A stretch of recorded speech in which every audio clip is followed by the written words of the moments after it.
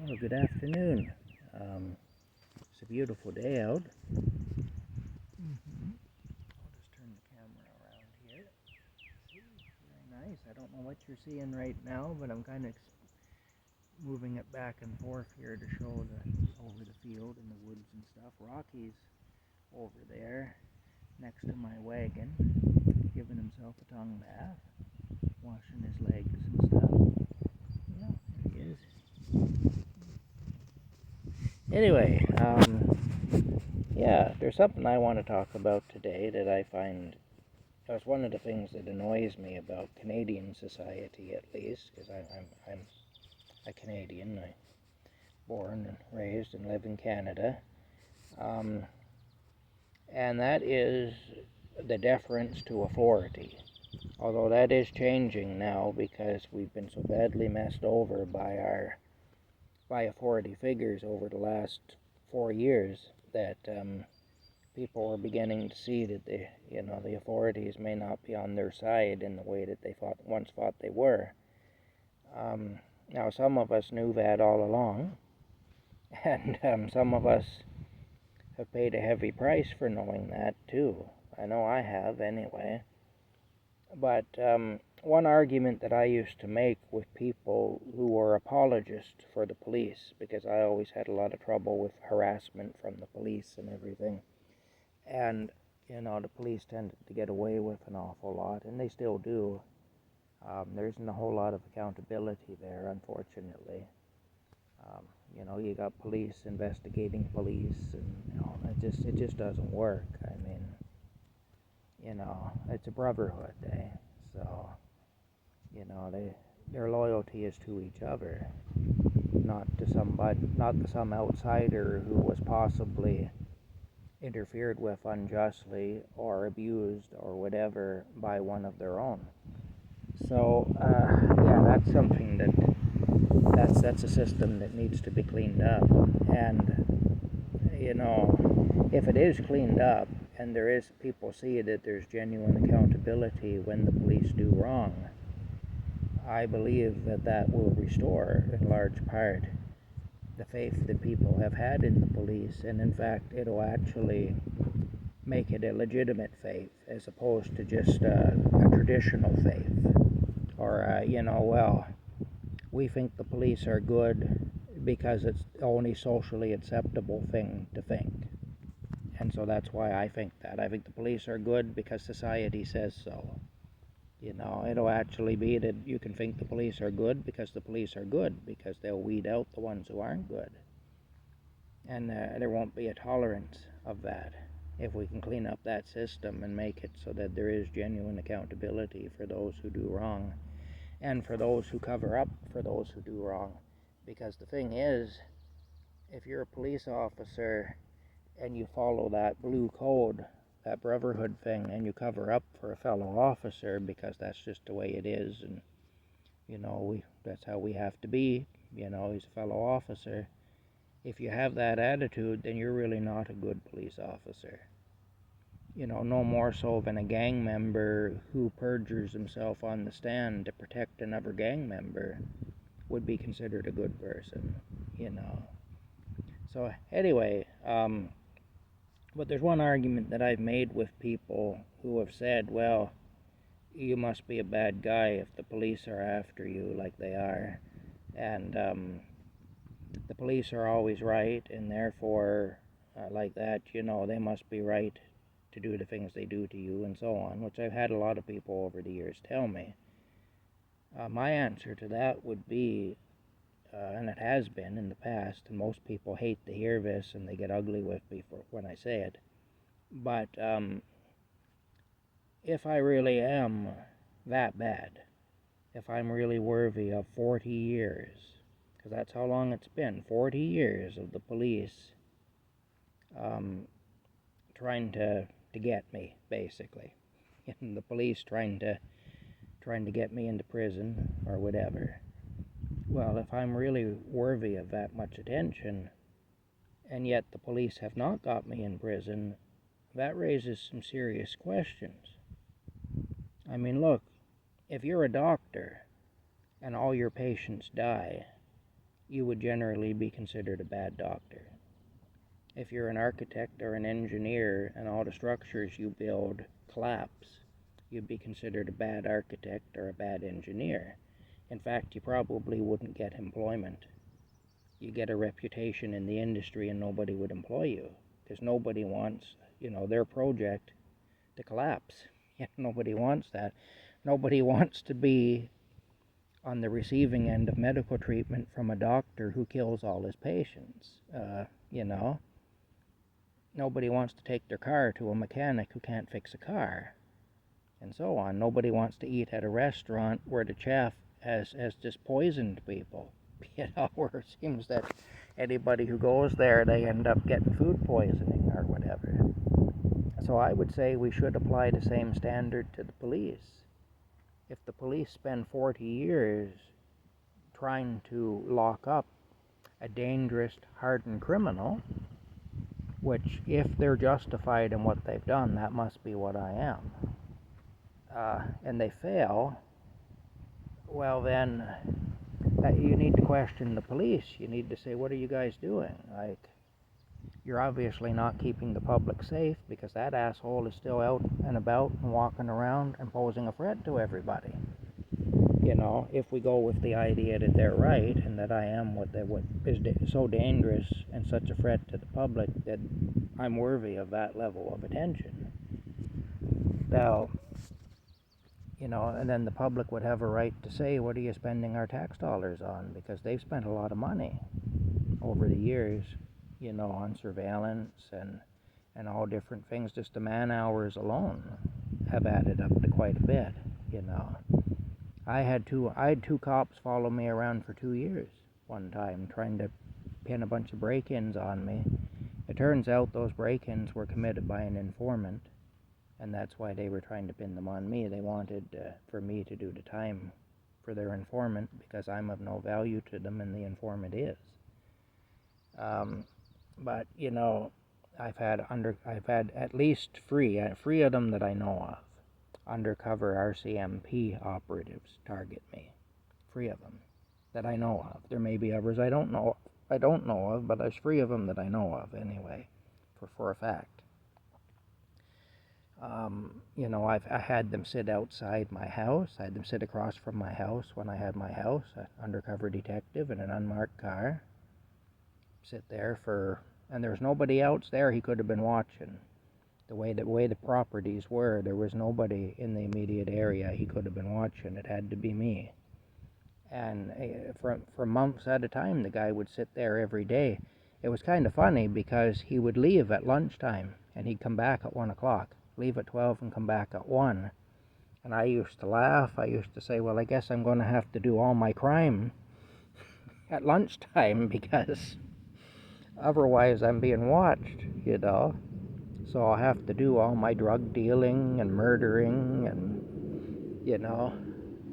all the rest of it at lunchtime. But anyway, well, it's quite loud, whatever it is. It's an aircraft. But the bottom line is that amounts to a lot of money. I don't know where it is, but there's something up there making an awful racket. Anyway, it adds up to a lot of money. That's the bottom line. It adds up to a lot of money, a lot of taxpayer money, a lot of man hours, a lot of different police officers. It isn't always the same police officer. And so what that tells me is either the police are lying about me, and because they just don't like me, because they think I'm an asshole, basically. They're spending a lot of taxpayer money on what amounts to a campaign of harassment and persecution because of personal issues that they have with me, or I really am what they say I am, and they've done an awful job protecting the public from me because I'm still out and about and walking around when I shouldn't be. So they have not been successful as police officers, if that's the case. Or the other option would be that, like I say, either I'm such a great criminal that I'm just outsmarting them all the time, which isn't very likely, really. Especially over the course of 40 years, they'd they'd have had some success, you know. All they've been able to do is to just lie and add my name to the list of the federal government's list of suspicious persons, which is a terror watch list. They've done that. They've connected my name to various crimes as a suspect and so on. But they've never been able to do much of anything, really, other than just to harass me and so on. So either I'm such a criminal mastermind, probably the best criminal ever, the most competent criminal ever, which I can assure you I'm not. I've never been that competent at anything else. I'm probably not that competent as a criminal either. But either that's the case, or they are exceptionally incompetent. I'm incompetent as a criminal, but they're even more incompetent as police officers. Or it's just all lies and they're being petty and they're just using taxpayer resources just to be asshats because they're personally mad at me. They personally don't like me. Any way you look at it, they have not been, the taxpayer has not gotten good value for his money, I'll put it that way. Especially when you consider that over the past 40 years, they have to have spent an awful lot of money on me, just with the resources they've dedicated to me personally, So there is that. And I've also had people say, well, the police are only human, so they can't be blamed if they're using their powers and the taxpayer resources to, get somebody back who they have a grudge against. I've heard people say that too. But people never say that about people in other professions. If you're working in a restaurant and somebody comes in there who you don't like, even if you have a legitimate grievance against that person, just like the police might have a legitimate grievance against me or against anyone else, they might have good reason not to like me. They might have good reason not to like anybody. But if you're working in a restaurant and you're handling food and somebody comes in there and orders a meal, somebody you don't like, and like I say, maybe you legitimately don't like them, maybe they've given you good reason not to like them, you're not allowed to tamper with their food.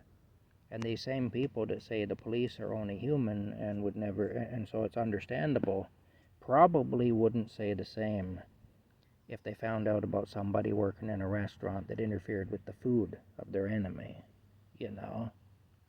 Or somebody working on a construction site, say, who purposely sabotaged a house that was going to belong to one of their enemies, purposely did something to it so it would burn down.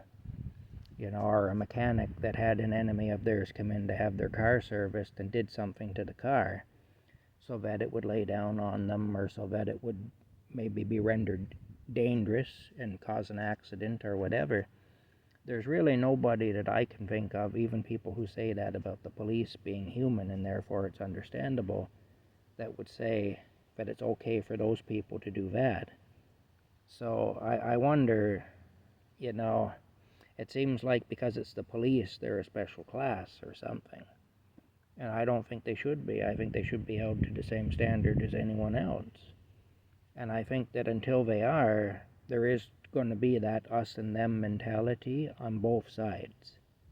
I have an us and them mentality where the police are concerned, and they have one where I'm concerned too. And as long as that's the case, it's going to be very difficult for us to come to any understanding of each other. We're going to go on as enemies. We're going to go on really disliking each other. It's going to mean that I am not going to help the police under any circumstance, and I'm not going to go to the police for help under any circumstance. So, that creates its own set of problems, But that's how it has to be as long as the current situation exists. And, like I say, it's too bad, but until there's real accountability, that's how it'll be. The same is true for any power in Canada, especially. I don't know about the rest of the world. I can only speak for where I am. I'm told that the rest of the world is just as bad or worse, and that may be so. I don't know about the rest of the world, though. My experience is here. I know rhetorically about the rest of the world. I do hear stories, but I don't know from experience like I do here.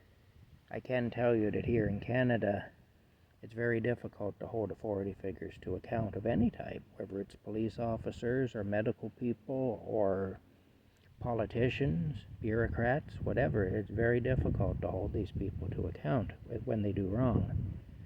And again, I'm not saying that these people aren't entitled to a fair shake. If a police officer is accused of wrongdoing, I'm not saying that automatically the accusation should be believed just because it was made. Because there are people that will lie about the police. It's not like that has never happened.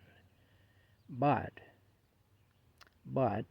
it should be investigated seriously, and it should be investigated impartially. And just like any other situation, if it's found that wrongdoing, that it's a legitimate complaint and there was wrongdoing on the part of the police officer, there should be very real consequences for that, and possibly even criminal prosecution in certain cases, in cases where violence is used unnecessarily and gratuitously, in cases where there's basically criminal harassment on the part of police officers, where they target somebody and they harass them, and so on. I mean, if it can be shown that that's really happening, then there needs to be very real consequences for that, just like there is for the rest of us, you know. So anyway, until they are treated equally to us, there is going to be that us and them attitude on both sides of things, on their side and on the side of the people.